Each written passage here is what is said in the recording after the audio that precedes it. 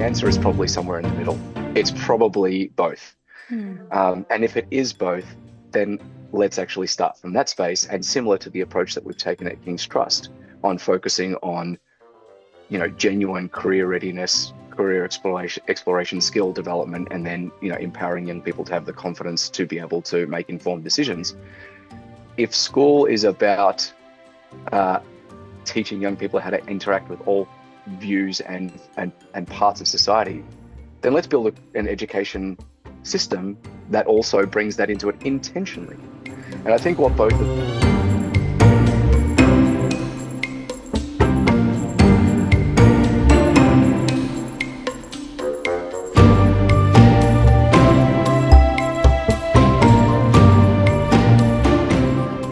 Hello, Quanta folks, and welcome to another episode of Alchemising Education, our little sister podcast to Fark the Shoulds. I am QuantiMamas Jodi. Hello, everyone, and I'm QuantiMamas Kerri. Thanks for joining us. And we have an absolute treat for you today. This gentleman, I just find him to be naturally magnetic. He is the Executive Director of King's Trust Australia. He is an educator with a long history and absolute authority to talk to where we are in the current education situation, shall we call it nicely. He's also a parent, so he is well invested in our kids.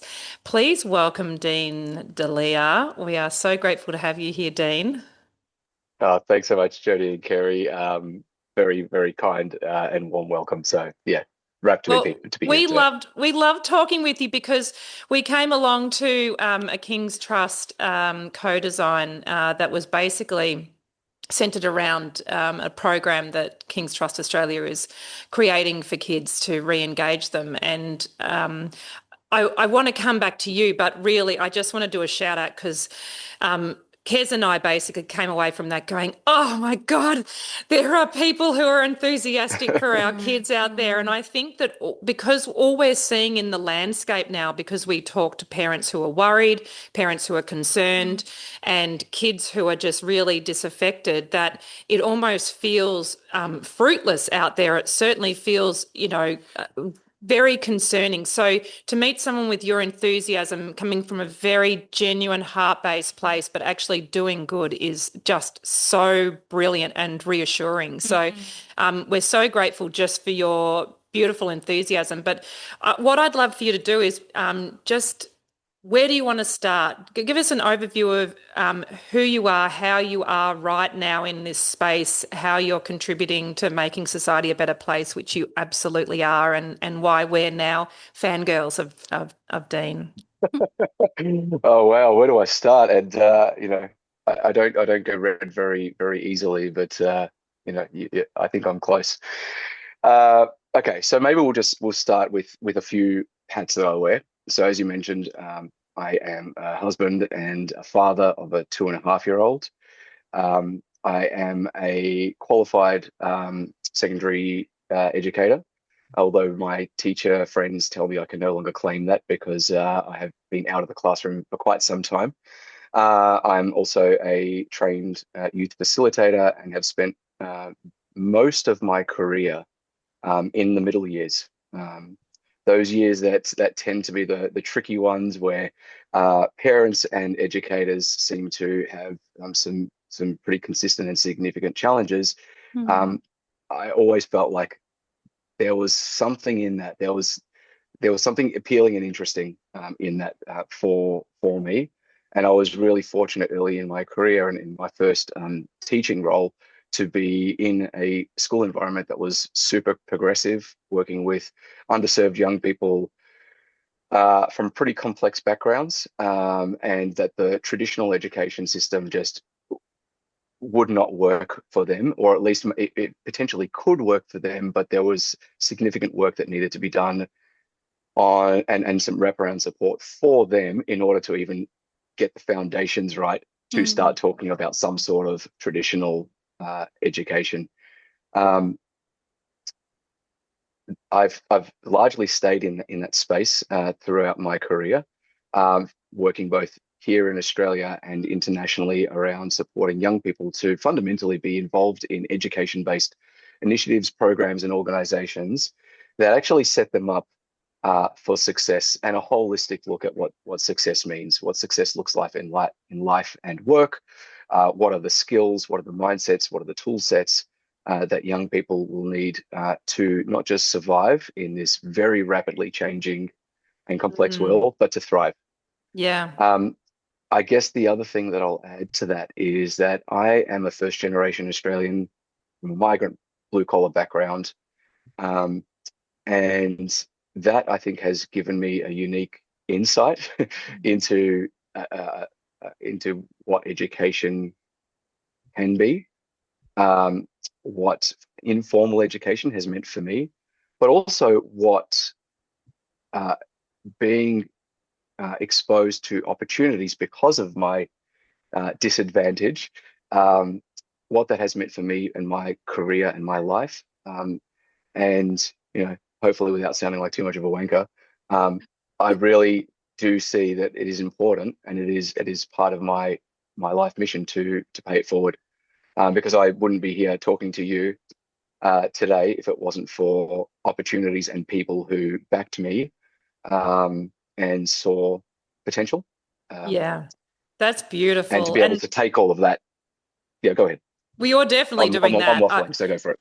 Yeah, you're definitely doing that. So, all right, let's just jump right in and go to the big brass balls right at the middle of this issue. What do you see as the main constituents of what is wrong with our current education model? All right, let's do the very short history. Yep. Which I'm sure you both know, and I'm sure your audience also is aware of. So, the formal education system that we currently use and are in the sort of Western world came out of the Industrial Revolution. So it is a system that was designed for horse and cart. And we are now in the sixth industrial revolution with the emergence of AI. And we are trying to bring those two things together.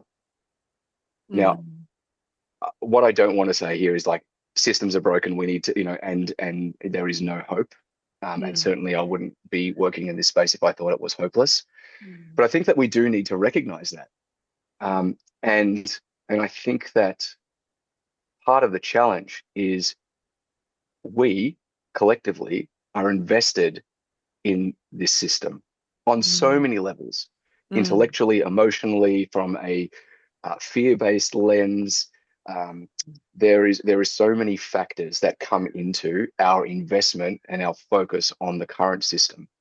So I think if you speak to anyone with any level of common sense, and you were to say, all right, so here's a system that was designed at this stage, first industrial revolution, horse and cart, and now we're in the sixth, and we're using the same system.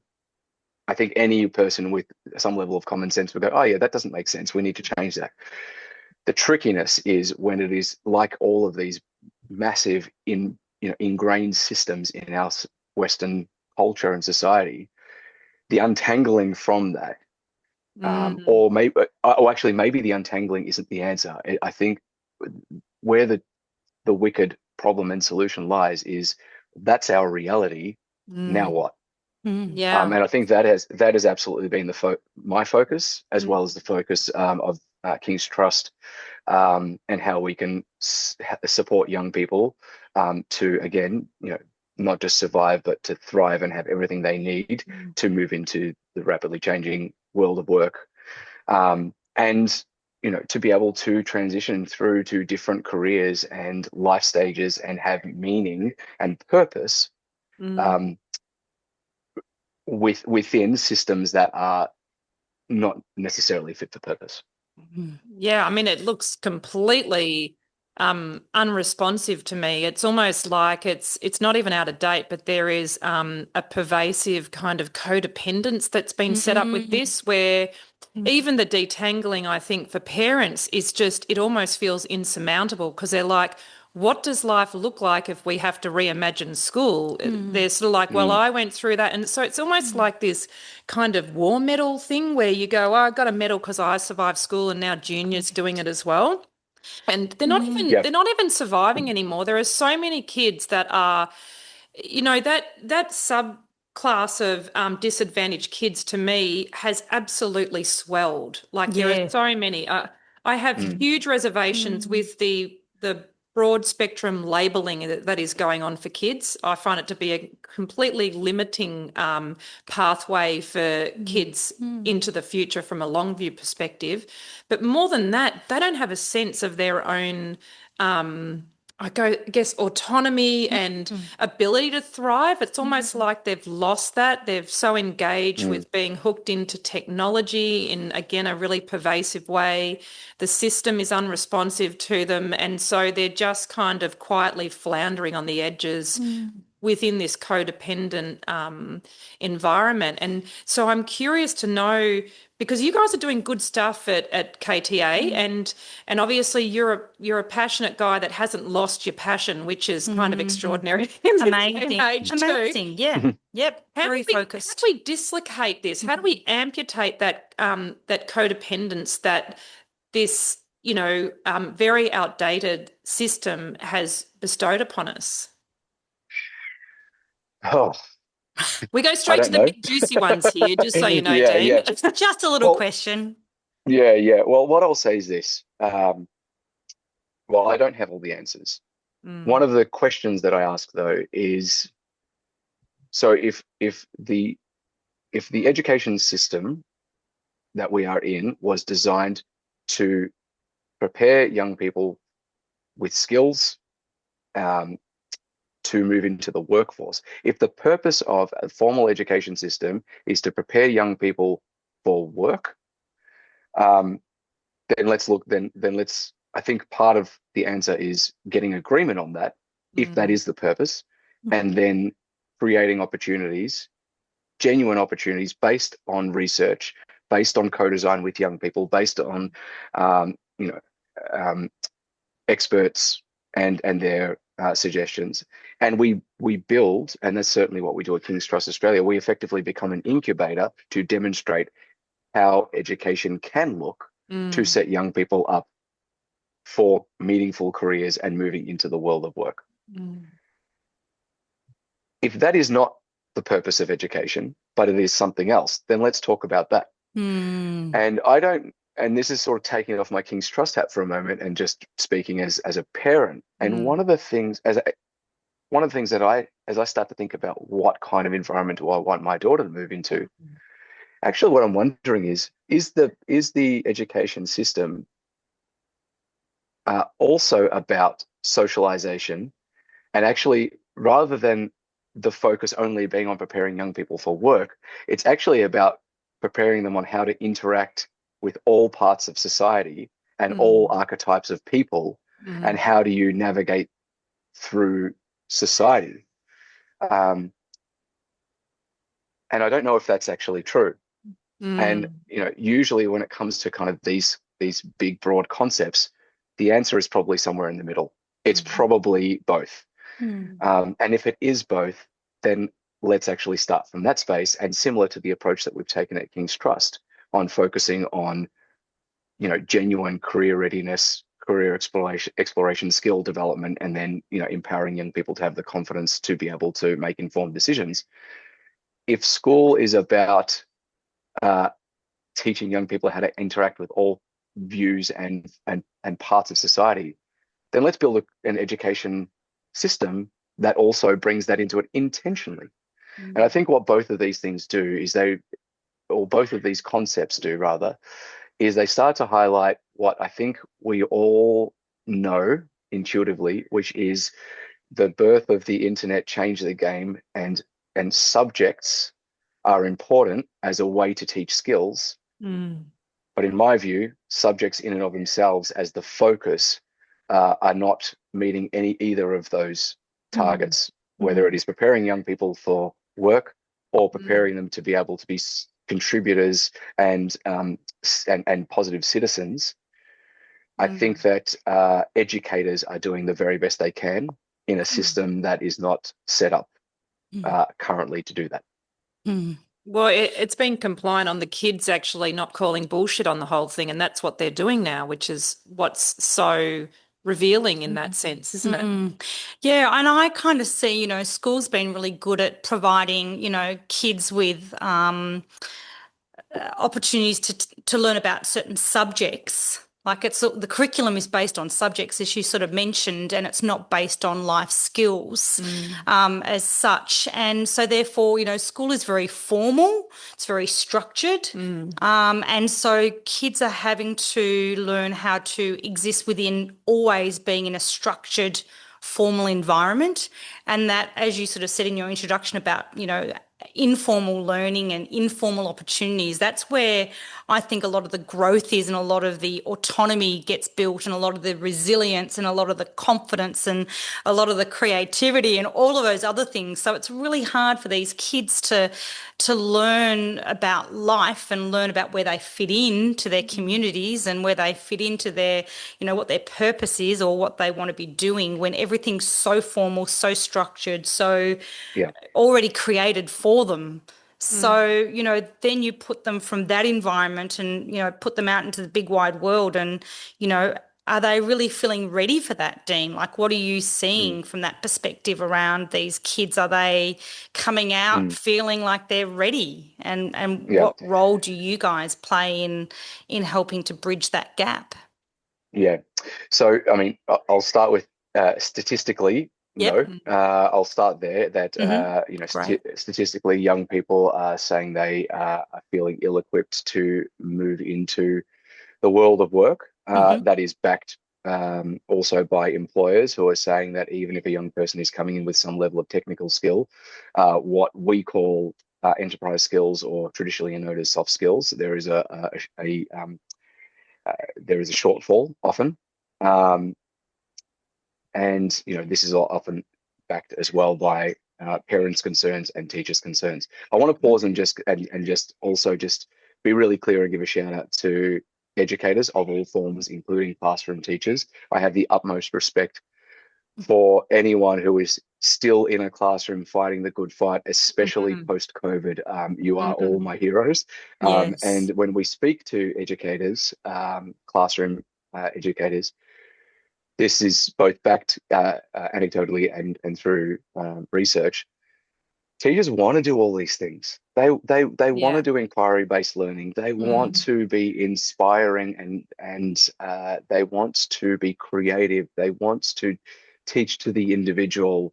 They want to do individualized learning plans, like all of the things that we get to play with on the outside now that I'm, outside of the classroom. And also all the stuff that we're doing at King's Trust, the majority of teachers hear it, see it, love it.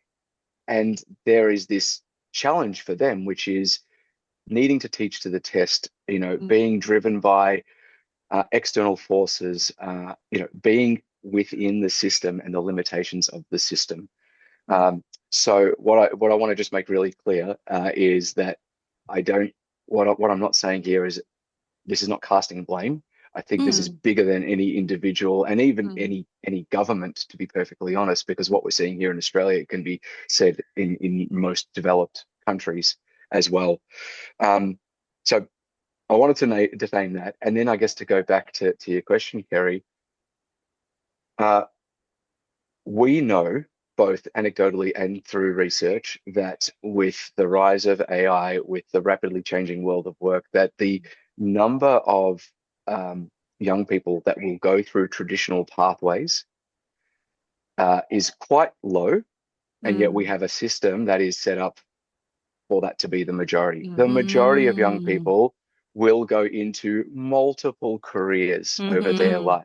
They will test things, they will try things, they will, and as we all do. If I'm sure that if your audience were to reflect, it's actually the exception rather than the norm that a person stays in one career and does that for their whole life until retirement, gets their gold watch, jumps in the caravan and goes around Australia. Like that doesn't happen anymore. No. The reality for young people right now is they are doing some sort of formal or informal study. They're working part-time.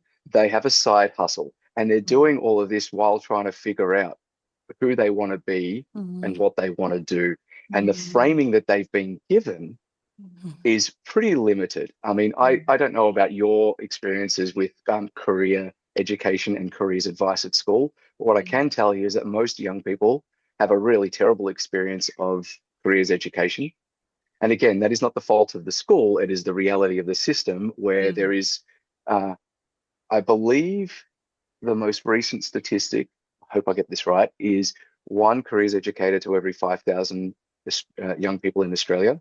Wow. And then when you look at who are those careers educators, and I'm generalizing, but they're generally either the graduate teacher who is highly enthusiastic and connected to the future of work because they're the younger, they're the most connected to that through their own experience, and they're finding their feet, they're involved in everything, and probably in a lot of cases don't have the lived experience themselves to be giving meaningful advice. Then you go to the other side, and in a lot of schools, the careers educator is usually the teacher that is close to retirement. Yes. Probably the most burnt by the system, probably the least connected to the future of work. Yeah. And they are trying their best to upskill and prepare young people. Then you take it to the next stage and the next layer out, and there are very well-intended community members, family members, who will be influencing their children and the young people in their communities in the best possible way that they know. And that often comes with bias, whether that be cultural bias, whether that be lack of understanding of the opportunities that are out there, and a slew of other things that could come into that. So when you actually look at it through those lenses, you start to get a sense of why we have midlife crisis. Yeah. And what I've been spending a lot of time thinking about recently is actually the Japanese approach, the Ikigai philosophy of looking at life and success and well-being holistically, Yes. with the hope that if you connect to your personal identity, and that's certainly what we do through the work at King's Trust Australia and through our Achieve Education framework and skills framework. If we can look at the individual as a whole, we can support them as they explore who they are through multiple lenses, what they stand for, what their values are, how they want to contribute to society, what success looks like in the sense of like how they want to spend their days. And if you can start to build out these things, then what they do for a job actually becomes irrelevant. Correct. because they are more connected to their life purpose. And I need to, I guess I'll get off my soapbox in a moment, but the last thing I need to say in all of this is I also recognize the extreme privilege that young Australians, even if they do come from underserved communities, but us as Australians, and the fact that we're having this conversation about what we want work and life to look like is a privilege, because that is not the case for most people in the world, and it's certainly not the case for most generations before us. So I understand why when we talk to a lot of young people from migrant backgrounds, the message they get from home is you can be a doctor, a lawyer, an engineer, or a disappointment. I understand why from young people from blue collar backgrounds feel like their choices are family, business, trade, or the aspirational university with no understanding of what that actually means. And I also understand when we work with and talk to young people from privileged backgrounds that they feel the same pressure, except instead of it being about those other kind of prospects, that they're feeling like they have to go to university, anything else is a failure, that they have to go to the same university or a prescribed university from their parents, and have to do a course that is approved by their parents and has the status connected to it as well. Now, again, I'm talking generalizations, but this is what we hear and see on the ground very often, and I think is also part of the challenge when we talk about this from a systems lens. Yeah, I think that's why we're so interested in basically tapping into the heart and soul of the parent and re-engaging them with why they brought these humans earthside, because certainly when you're bringing your baby into this world, you're not thinking about, I'm going to make sure I indoctrinate them as much as possible with the things I want for them. You know, it's Yep. actually, it's the world of possibility opening up as you look at this new life and go, I wonder what they'll become. So we must re-engage families, parents, communities back into that wonderment for the individual, because I can see it's just being squashed routinely. But one thing I did feel really relieved about was that obviously when we joined you guys for the co-design, and this is obviously what we're seeing even with our kids and the community that surrounds us, is that kids are hooking into this frequency of knowing all is not that, and there are other options out there. So there is something with this generation that are coming in with this awareness, I think, to help reshape the system. And I really appreciate what you said about educators. We're not here to bash anyone, but the fact that we are all participating and financing a system that is, I think, causing a lot of harm now. It's not benign. It actually is harmful to a lot of young people, and it's certainly not setting them up for a thrive life. We are all complicit in that. We are all responsible for that. And even the well-meaning educator who's stuck in the hamster wheel of, you know, doing the best with what they've got.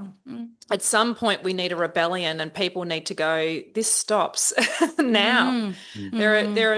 It's too important. We need to make a shift within this space. So I think, you know, what you're doing at King's Trust is actually something that really is intentional, but also practical as well. And I'd love for you to share a little bit just about that, about how, you know, even parents, but educators, anyone listening, how these kind of frameworks could be adopted in a far more practical sense. And one of the things I love is that the young people have a voice within the shaping of this, right? That they are the foundation of the co-design process. Yeah, absolutely.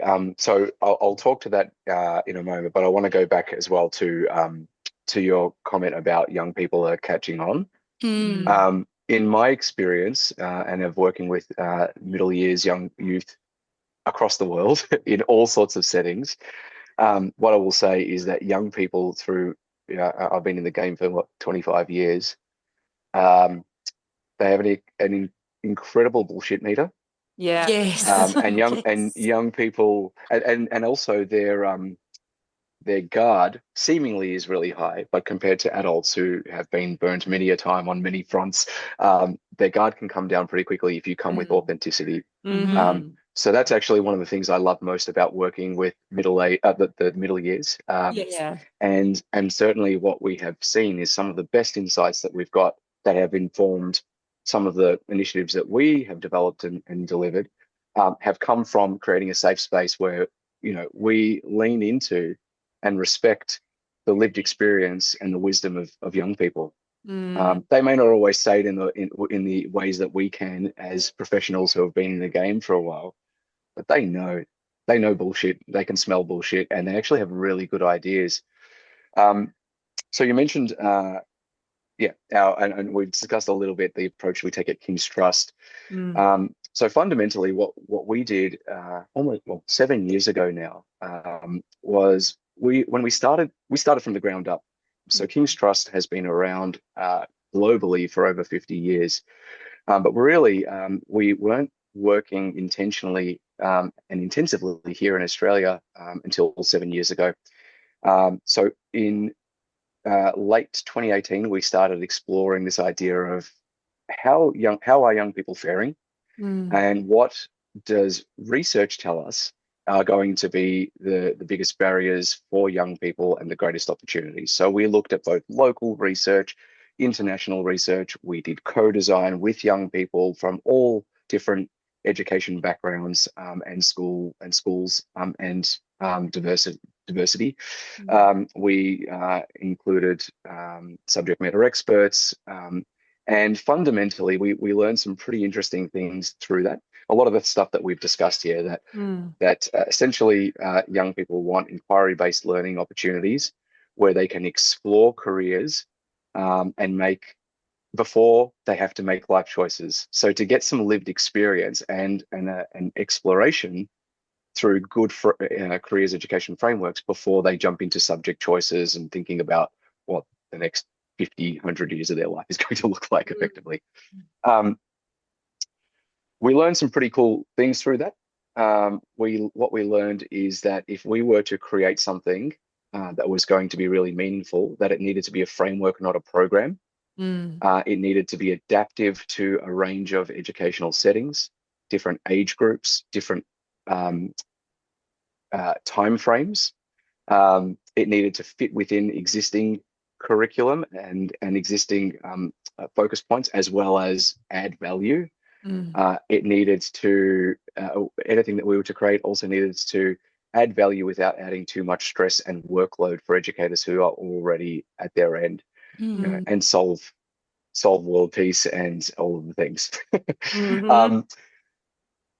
I think we came up with something that fit, like that ticked a lot of those boxes. And effectively where we landed was we created a framework which we call Achieve, that is a careers education framework that also develops what we see as 10 fundamental enterprise skills that will set young people up for success. And that is all done through an inquiry-based learning model. We designed that. We went out to market. So we designed that in 2019. We went to launch that at the start of 2020. And then a little thing happened, which we probably don't need to go into. Now, actually, what that did, though, is, you know, I'm being a bit facetious, but COVID actually worked really well, because what it did is all the stuff that we said we think is going to happen in the future then just became the now. What it also did was, with, you know, the biggest barrier here in Australia for us is we work nationally, and we're a big country with a small population, and those who usually need the most support are the hardest to get to. You know, online learning was always something that we looked into, but I think there was less of an appetite for it post-COVID. What COVID did is it brought everyone online and allowed us to, you know, effectively interact with all aspects of the education sector.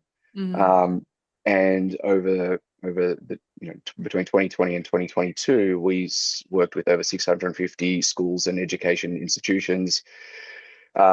Informally, it was close to 20,000 young people. I think the official number we counted was probably about 7,000. But what that did was really validate that the work that we are doing in focusing on careers education, upskilling through practical activities that connect to real life things that young people will need to know, like how do I get an ABN, how do I find a mentor, how do I change a tire, how do I you know, write a CV, all of these sort of things that are done in a really fun, hopefully, way, and that are mapped against what we call our 10 enterprise skills.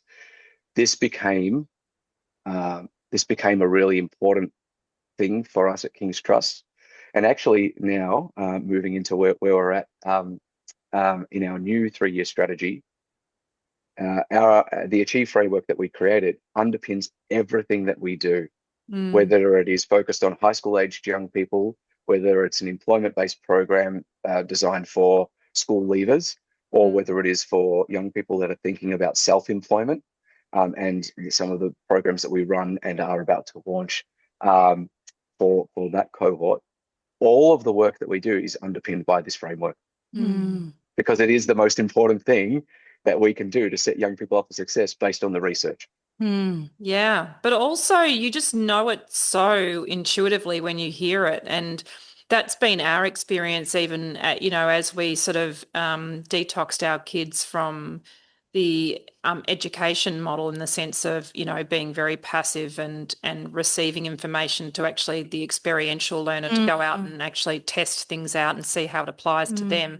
That's been happening in even our household. And the difference in the kids is incredible, because they suddenly feel very empowered in, you know, the direction that their life is taking, even in that now moment. And that in itself, you can't put a value on it, because you just see you see the personality evolve in that space, don't you? Yeah. Yeah, you see their confidence grow, don't you? And the ability to, trust in the people that you're partnering with, whether it be out of the home or in the home, is really strong. It's such a good conversation. We could just keep going on and Yes. maybe even fix everything. Who knows? We're very functional people. With what you've got at King's Trust Australia and the Achieve program, can parents find that information and sign up to the program if they're looking to support their kids in a different way? Yeah, absolutely. So one of the things that's really important to us is, and I should mention to your viewers, we exist to support all young people within Australia, and we have a specific and intentional focus on supporting those who are underserved. That's why we exist. That's our history, and that's something that we will always focus on. Because of that, we want to make sure that everyone has access to the resources and materials and frameworks that we develop. So everyone can jump on Achieve online. You can sign up for free, and that will give you access to all of the thinking, all of the research, all the activities, and that is available to all of your audience. And that will be an ever-growing evolution of assets. As you both mentioned, we were grateful that you took part in the co-design, and what will come from that is the next iteration of the Achieve framework into a program. So right now it is flexible, and it is presented in a way that educators can look at it, think about what fits for their young people that they serve, and take what you want and leave what you don't need. We're also hearing that some educators want a more prescriptive program, and we are in development of that. So Achieve Online is the starting point, and then I would say please do sign up to our mailing list, and we'll keep you posted as the new program develops. Yeah, fantastic. And it's so functional, which is what I really love. I just think we all need to work out ways that we can have a functional impact on where we're currently at, because our kids need that. Dean, thank you so much for your time. We're so grateful to just hear that wisdom and perspective of being an educator, a parent, and also the incredible work that KTA is also bringing to our community, and the potential for that to roll through worldwide, which is brilliant. So we obviously really support anything that is going to help our kids, thrive in our life, and we, again, just it's a meeting of the passionate minds, isn't it? Definitely, yeah. And to know that there's, other people out there, other groups out there, other organisations that are really listening to the needs of these kids, knowing that it's their future and that we need to help them create that in a way that feels really, positive and confidence boosting for them. So thank you. And how lucky your daughter is. She chose well. She did. That's very kind of you. Thanks for the opportunity. I really appreciate it. And the last thing I think I want to say here is, like, I am constantly thinking about what sort of system and what sort of environment that my wife and I want for our daughter, and I don't have the answer. But one thing that I do keep coming back to is that this is holistic. And if your audience are thinking about the development of their child and holistically are thinking about exposure to experiences, to different lived experiences, to different ways of thinking, to different ways of living, and providing support, safety, and mentors, I reckon that's probably part of the answer. Absolutely. I think that's a beautiful thought to end on. Thank you again so much, Dean. Thank you. Quantifolk, we have loved this conversation, and we very much look forward to joining you another time. Go well. See you soon. Bye, everybody. Hey, Quantifolks, I've said it before and I'll say it again. Birth is transformational. And it can be transformational in the right way and in the not so right way. So how do we arm ourselves to be really prepared for this incredible experience? Well, you wouldn't go out and run a marathon without any kind of training. You'd at least do occasional stretches. And the High Vibe Birth course, which is self-paced, available at the QuantiMama.com website, is available for you. You get to luxuriate in all of the ideas and transformational techniques and the beautiful information that can only have a positive effect on your birth. So get fit for your birth marathon and head to QuantiMama for the High Vibe Birth course.